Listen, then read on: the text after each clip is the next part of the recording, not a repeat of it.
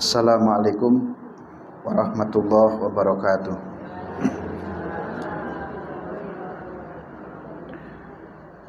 Alhamdulillah, wassalli ala rasulillah Muhammad ibn Abdullah, la haula wa la quwata illa billah, amma ba'du.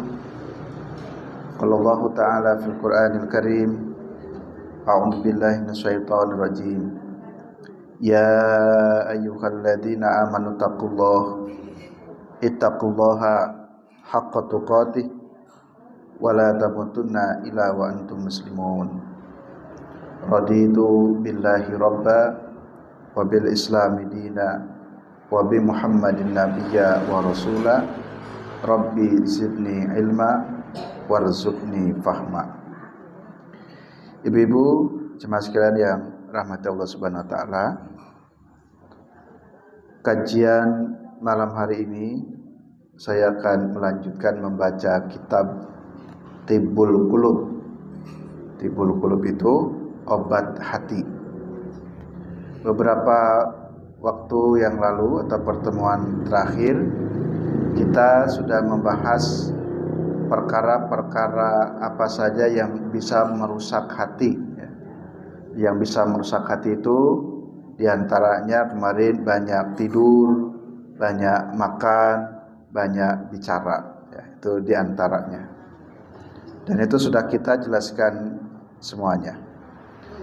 Sekarang kita masuk kepada bab yang baru, al-khatru al-musallatu 'alal qalbi.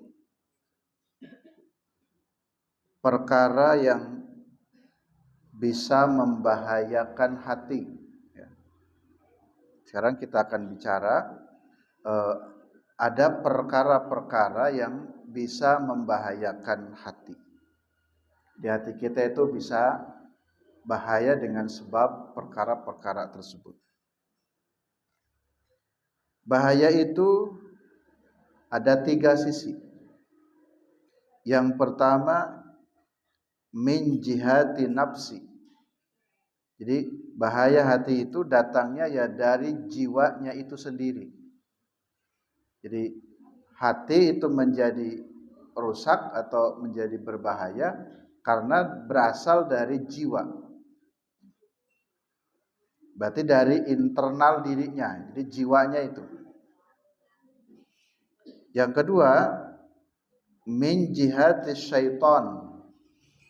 Jadi bahaya hati itu datangnya bisa dari syaitan. Ya, memang setan yang datang untuk merusak hati. Yang ketiga, bahaya hati itu atau yang bisa membahayakan hati itu min jihatil fitani wad dunub, dari fitnah dan dosa. Jadi secara umum ibu-ibu, sesuatu yang bisa membahayakan hati itu pertama dari jiwanya itu sendiri, lalu yang kedua munculnya bahaya itu bisa dari syaitan, dan yang ketiga dari dosa. Nah, kita akan menjelaskan bagian yang pertama dulu.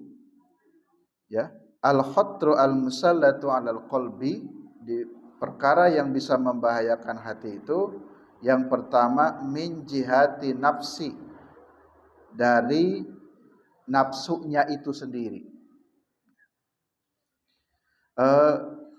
Kita sering mendengar istilah jangan menuruti nafsu. Apakah setiap nafsu itu buruk? Tidak juga. Apakah nafsu itu ada yang baik? Ya. Jadi nafsu itu ada yang baik dan ada yang buruk. Di nafsu itu kan datangnya di jiwa. Sehingga nanti tergantung bagaimana pengelolaan nafsu itu.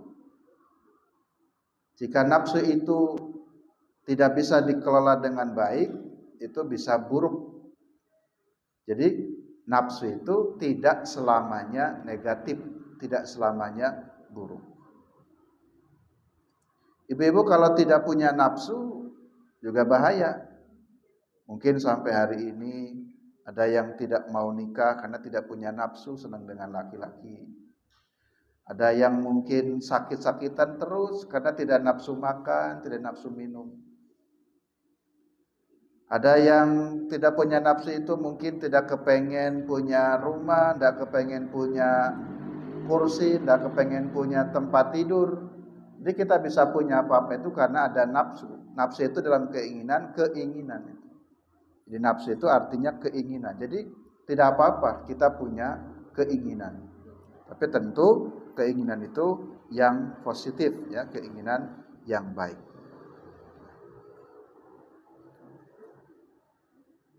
Di sini disebutkan nafsu itu terbagi menjadi 3. Ya.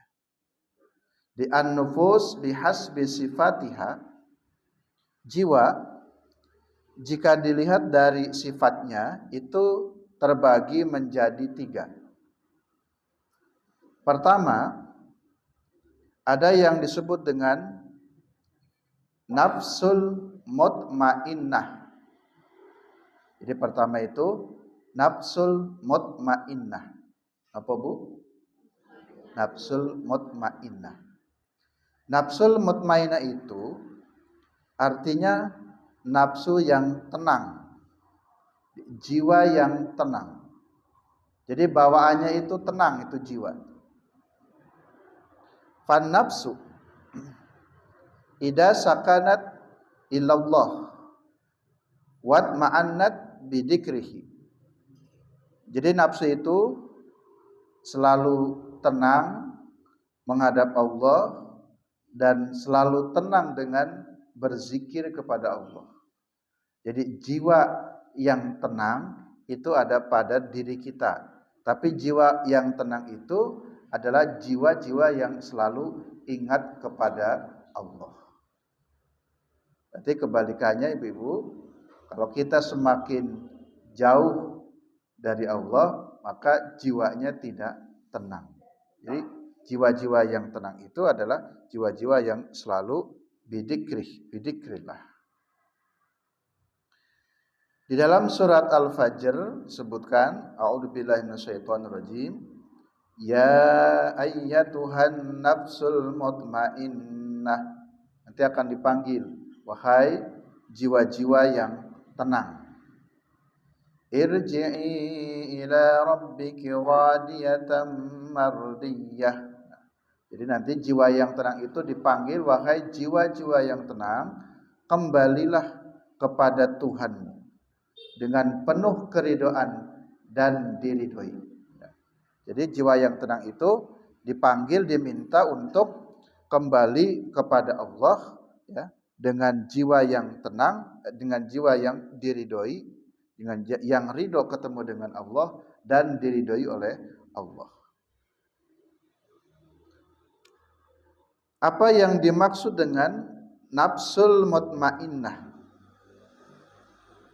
Wa qala Ibnu Abbas, berkata Ibnu Abbas, yang dimaksud nafsul mutmainnah itu adalah al-musaddiqah. Jadi jiwa yang selalu membenarkan ya. Jadi membenarkan aturan-aturan Allah, jadi membenarkan hal-hal yang memang benar. Itu namanya nafsu yang tenang, yang mutmainnah. Karena nanti kalau ada nafsu yang berkebalikannya, ada yang benar tapi ditutupi, atau ada yang salah tapi malah kita benarkan, itu bukan nafsu mutmainnah. Jadi nafsu mutmainnah itu adalah al-musaddiqah. Jadi nafsu atau jiwa yang selalu membenarkan kebenaran. Wa qala Qatadah, berkata Imam Qatadah, yang dimaksud mutmainnah wa al-mu'minu, itu orang yang mukmin, itma'annat nafsah ila ma wa'adallah. Jadi nafsu mutmainnah kata Imam Qatadah adalah nafsu yang selalu berusaha menepati apa-apa yang dijanjikan oleh Allah. Jadi apa-apa ya janji Allah, apa yang dikatakan oleh Allah itu selalu ditepatinya oleh jiwa tersebut. Itu arti mutmainnah. Kemudian yang berikutnya, wa qala Mujahid, berkata Imam Mujahid, yang dimaksud mutmainnah itu adalah aiqanat annallaha rabbah wa aiqanat biliqaihi. Jadi jiwa yang tenang itu adalah jiwa yang selalu meyakini kalau Allah itu sebagai Tuhannya. Jadi tidak ada keraguan tentang Tuhan. Tuhan saya itu Allah apa bukan ya? Sudah tidak ada lagi keraguan begitu. Jadi kalau masih yang meragukan Tuhan saya ini siapa, Yesus atau Buddha, dewa atau siapa? Nah, itu kalau masih ada keraguan-keraguan, itu berarti jiwanya itu belum mutmainnah. Karena yang mutmainnah itu dia sudah yakin Tuhannya itu adalah Allah. Dan juga wa aiqanat biliqaihi. Jiwa yang tenang itu adalah jiwa yang juga meyakini kalau dirinya itu akan berjumpa dengan Allah. Jadi yakin akan ketemu dengan Allah. Nah, inilah yang disebut dengan nafsul mutmainnah. Sini ada ibu yang namanya Ibu Mutmainnah. Ada ya? Bu Mutmainnah. Nah, itu bagus ya. Jadi kalau mau ngasih nama buat cucunya, tuh anak dikasih nama Siti Mutmainnah. Jadi jiwa yang selalu tenang. Ya, tenang secara umum itu orang itu tidak gerusak-gerusu. Memutuskan perkara itu ndak tadi gerusak-gerusu. Bawa motor, bawa kendaraan juga tidak ngebut-ngebut gitu. Jadi tenang, jiwanya tenang. Bahkan di dalam bab sholat berjamaah pun itu, ya, kita ini kan dianjurkan kalau datang ke masjid mau sholat jamaah itu dengan tenang. Jadi jangan lari. Ya. Karena kalau orang datang ke masjid dengan tergesa-gesa, lari, walaupun tujuannya bagus, ingin mengejar sholat jamaah, tapi kalau tergesa-gesa lari sampai masjid, langsung takbir Allahu Akbar, terus ngos-ngosan, gitu. Sehingga sholatnya tidak tenang. Jadi yang diinginkan oleh Nabi ya dengan wakor, dengan tenang. Jalannya tenang saja, jangan cepat-cepat. Tapi kan Pak Ustadz nanti ketinggalan sholat jamaahnya. Nah, kalau tidak ingin ketinggalan sholat jamaah berarti ya datangnya lebih awal. Sehingga saat sholat itu ya tidak ngos-ngosan. Gitu. Itu contoh ya, jadi tenang dalam melaksanakan ibadah pun tenang. Pernah ada seorang sahabat Nabi mau ke masjid pas di gang kecil. Kebetulan di depan itu ada simbah-simbah. Jalannya lama sekali. Mau disalib ya susah. Tapi jalannya ya lama. Kalau nungguin simbah ke masjid ya kok jadi telat. Tapi kalau disalib juga sempit jalannya. Gitu. Tapi ternyata memang Nabi mengingatkan yang betul ya seperti itu.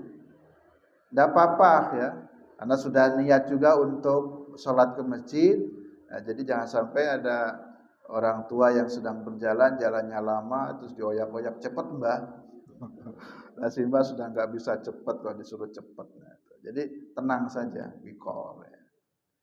Nah, tinggal kalau memang tidak ingin terlambat, berarti kita yang harus mengatur waktu. Berarti jangan, yang penting saat sholat itu jangan tergesa-gesa, jangan ya ngos-ngosan. Ya, jadi dalam keseharian kita memang membutuhkan jiwa yang tenang. Ya, memutuskan apapun, jangan tergesa-gesa, tenang dulu. Ya, jangan panik, jangan panik. Ya. Ibu tiba-tiba ditelepon oleh seseorang, Bu, mohon maaf ini cucunya ketabrak atau kecelakaan. Kita langsung panik. Nah, ketika panik itulah kesempatan sang penipu. Padahal itu penipu saja. Nah, ibu, mohon maaf tadi putra ibu tadi naik motor nggak pakai helm, nggak bawa SIM. Jadi ini harus diproses oleh kepolisian. Kan kita panik lagi. Tapi si penipu itu nanti yang ditelepon itu bilang lagi, ibu enggak apa-apa, nggak usah tenang. Nanti kami akan berusaha membantunya. Tapi yang penting ibu tolong sediakan uang. Nah, nanti insya Allah kami bantu. Ya, karena ini kalau enggak ini bisa sudah nggak bawa SIM, nggak pakai helm, bla bla bla.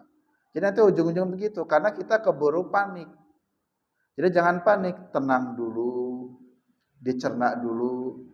Apa betul ya anak kita kecelakaan? Sebentar kita cek dulu. Kita cukup terima kasih saja informasinya, kecelakaannya di mana dan seterusnya. Terus nanti kita tutup dulu teleponnya. Kita tenangkan diri dulu, lalu kemudian kita tanya mungkin suami atau tanya siapa, kok ada telepon begini. Coba kita cek anaknya. Nah, kan dicek dulu. Ternyata anak kita lagi tidur kok. Malah dibilang kecelakaan. Nah, tapi kalau orang yang panik itu langsung, ya sudah saya transfer, ya pokoknya transfer ya, biar ini nggak ada masalah, insya Allah kami bantu selesaikan gitu. Karena itu berawal dari jiwanya tidak tenang. Ya, jadi apapun harus tenang. Itulah yang disebut dengan nafsu mutmainnah, jiwa yang tenang. Yang kedua itu dalam kitab ini Ibnu Qayyim mengatakan nafsu itu disebut dengan nafsu al-amarah bisu'i. Nafsu amaratu bisu. Apa Bu? Nafsu al-amarah bisu. Jadi nafsu yang selalu mendorong kepada keburukan. Jadi dalam jiwa kita itu Bu, campur tuh. Ada jiwa yang dorongannya selalu melakukan keburukan terus. Jadi pengennya itu melakukan yang buruk-buruk. Kalau anak laki mungkin didorong untuk pengen mabuk, pengen berantem. Pokoknya yang buruk-buruk itu dorongan jiwanya begitu. Jadi emosian terus. Berarti kalau melihat ada anak, cucu atau siapapun, atau mungkin diri kita sendiri yang selalu terdorong ya untuk melakukan keburukan, berarti itu yang dominasi di dalam jiwa kita itu nafsu amarah bisunya. Jadi kan nafsu itu tadi campur aduk. Ya. Ada yang mendorong kepada kebaikan, ada yang selalu mendorong-dorong kepada su itu buruk. Jadi memerintahkan amarah bisu, selalu memerintahkan kepada yang buruk. Wa idza kanat bidaddi dzalika fahiya amaratun bisu. Kebalikan dari nafsu yang pertama, kalau nafsu pertama kan tenang. Yang kedua ini berkebalikannya, selalu ya, memerintahkan kepada keburukan, selalu berontak mengarah kepada keburukan. Ya. Ta'ammara sahibaha bima tahwahu. Ia perintahkan jiwanya itu dikendalikan oleh hawa nafsunya. Baik minasyahawat, bentuk dari syahwat, au wattiba'il batil, atau mengikuti kebatilan. Fahiya ma'wa kullu su'in, ya maksudnya adalah mengikuti semua bentuk keburukan, ya ila kulli qabihin wa kulli makruhin, ya jadi selalu mendorong kepada qabih itu yang buruk, wa kulli makruhin, dan sesuatu yang makruh. Nah jadi Ibu, mari kita amati jiwa kita. Apakah dalam jiwa kita itu selalu ada yang mendorong untuk melakukan keburukan? Jadi melakukan keburukan itu ya dorongannya yang negatif-negatif itu. Yang negatif-negatif itu senengannya emosian, tersinggungan, sensitif Bu ya, sensitif, tersinggungan, suudonan, ya. Jadi orang lain begitu lalu kemudian suudon, negatif thinking. Itu berarti kalau eh, punya jiwa begitu, itu namanya yang dominasi dia nafsu amaratu bisu. Orang lain itu salah semuanya kalau menurut dia itu. Nggak ada yang benar. Yang benar itu cuma dia. Punya pendapat, ya nggak begitu, itu salah pendapatnya, yang betul begini. Jadi selalu menyalahkan pendapat orang lain. Jadi pendapat kita lah yang harus dimenangkan. Pendapat kita lah yang selalu benar. Nah, berarti itu dorongan dari nafsu ammaratu bisu. Nah, itu buruk. Berarti di situ dominasi syaitan ini menguasai nafsu yang itu, yang ammaratu bisu. Ya, jadi selalu mengendalikan untuk mendorong kepada keburukan. Biasanya kan akal kita itu berpikir dulu ya, ini baik atau buruk. Tapi ketika akalnya terganggu, itu maka yang akan menguasai yaitu nafsu itu. Ya. Jadi ketika logika akalnya terganggu, maka itu dikuasai oleh nafsu amarah bisuknya itu. Kayak kasus pembunuhan ya. Kemarin di daerah mana tuh? Tangerang ya, Pandeglang yang punya rental mobil, rentalnya dibawa kabur, lalu kemudian ya yang membawanya pakai pistol ya didor, jadi ditembak betulan. Itu yang mendorong adalah jiwa buruk gitu. Mobil hasil curian, tapi kemudian karena ketahuan dipertahankan, yang punyanya malah yang dibunuh. Nah, itu jadi jiwanya mendorong untuk itu melakukan kejahatan.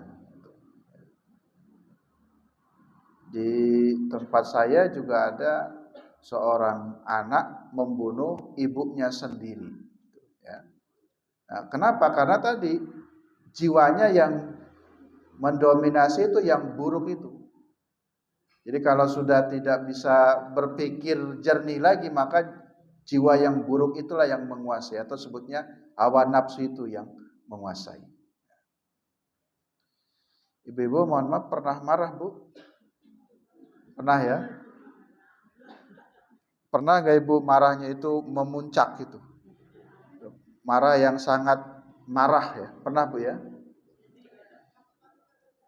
Gimana Bu? Masih terkendali ya? Tapi paham ya sedang marah itu Bu ya? Biasanya kalau marah itu kalau marah ekspresinya apa Bu? Greget ya? Kereket giginya, terus tangannya juga gini ya. Atau mungkin ibu pernah melihat orang marah, pernah Bu ya? Orang tengkar, kelahi, marah. Nah itu biasanya Bu ya, kalau menurut hadis, ciri orang marah itu matanya itu memerah. Jadi matanya merah. Maka ibu pun kalau sedang marah, nanti ngaca saja. Mata saya sudah merah belum ya? Oh belum merah, berarti tenang, aman. Tapi mata naik abang, wah tandanya sudah benar-benar marah ini. Itu. Kalau melihat ada orang yang sedang marah, kita lihat matanya merah, ibu lebih baik diam saja Bu. Ya. Kalau ada tetangga marah sampai matanya merah, berarti dia marahnya itu sedang memuncak. Maka lebih baik diam. Kenapa? Karena kata Nabi, innal ghadaba minasyaiton. Marah itu datangnya dari setan. Jadi kalau ada orang marah, siapapun itu, termasuk kita, kalau kita sedang marah, itu sesungguhnya marah itu dorongannya dari setan. Karena innal ghadaba minasyaiton. Marah itu datangnya dari syaitan. Innal ghadaba minasyaiton. Wa inna syaitana khuliqa minanar. Dan setan itu diciptakan dari api. Api itu panas apa dingin? Panas gitu. Api itu warnanya merah apa hijau? Merah. Nah, maka kelihatan kalau mata orang itu merah, berarti benar-benar sedang marah. Dan biasanya panas itu. Tensinya tinggi, panas. Sehingga kata Nabi, fa idza ghadaba ahadukum falyatawaddo. Apabila salah seorang di antara kalian marah, maka berwudulah. Nah, itu suruh wudu. Wudu itu kan air. Marah itu api. Sehingga api itu bisa padam dengan air. Tapi kalau umpamanya mohon maaf ada suami marah, kita ikut-ikutan marah, wah makin panas. Nanti kebakaran itu. Karena nggak ada yang mau ngalah, harusnya api dilawan air. Nah, disitulah contoh bagaimana nafsu ammaratu bisu itu mendominasi jiwa seseorang.